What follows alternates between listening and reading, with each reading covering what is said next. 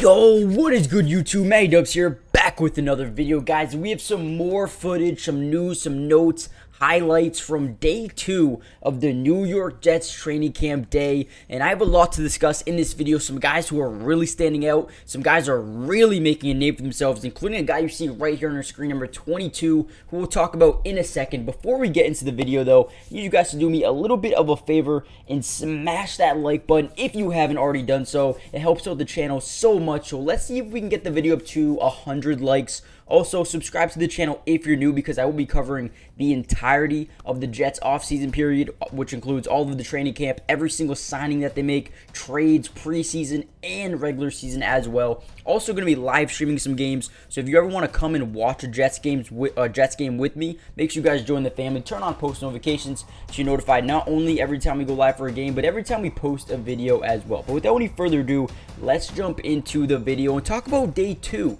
of the Jets training camp period with Aaron Rodgers. Now, as you can see here, there's no pads.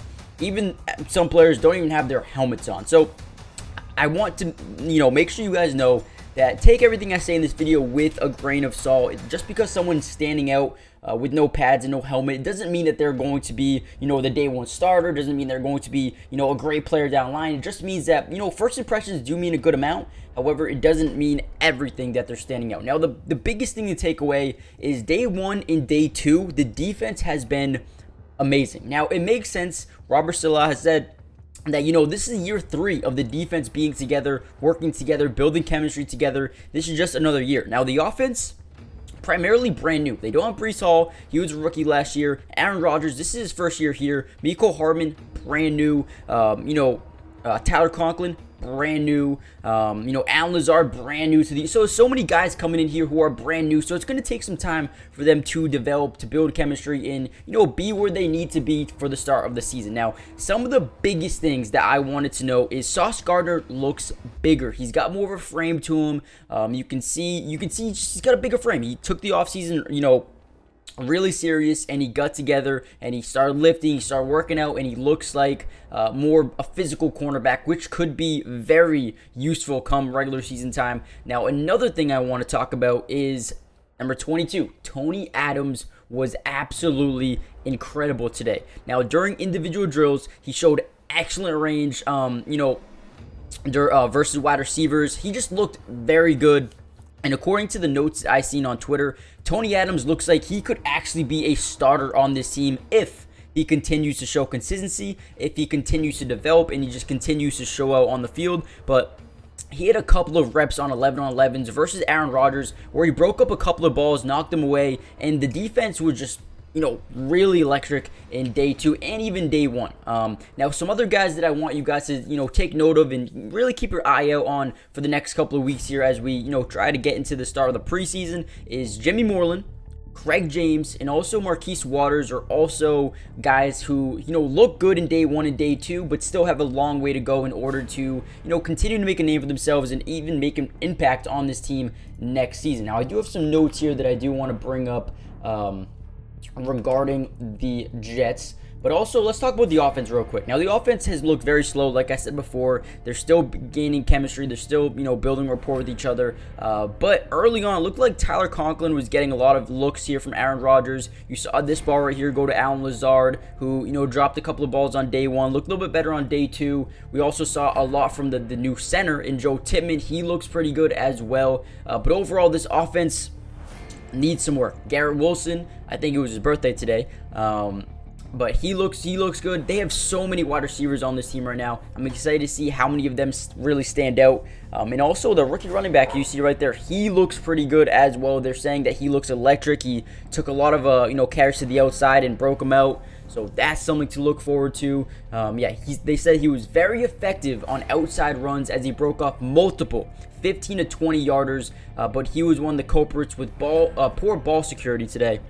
So that's something you got to take into note. He's got to be a little bit better in terms of holding on to the ball. They say Michael Carter had a good day, had a bunch of screens, outside runs that, he really prioritized this offseason. He looks good. He also broke off a couple of 20-yard runs. What else did I write down here? Zach Wilson, not really doing so well. Zach Wilson struggling a lot. Looks like He's not taking the competition too well so far. Hopefully he can continue to get better. But man, you can just tell the electricity in the crowd. Day 3 is today as I'm recording this video. And the crowd is there. It's the first day that was open to the fans. And they were absolutely electric, man.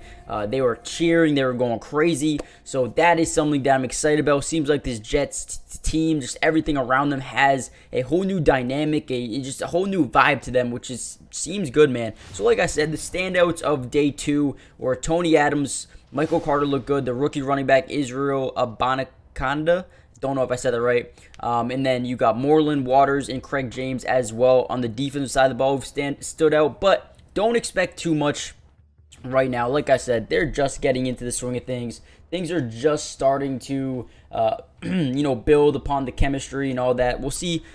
I mean, listen. When you look at the roster, they have so many good players: Garrett Wilson, Alan Lazard, Miko Hardman, Corey Davis, Randall Cobb, Charles Irvin Charles. You got Dwayne Brown, Elijah Vera, Tucker Mackay, Becton, Joe Tippmann. I mean, this team looks so good.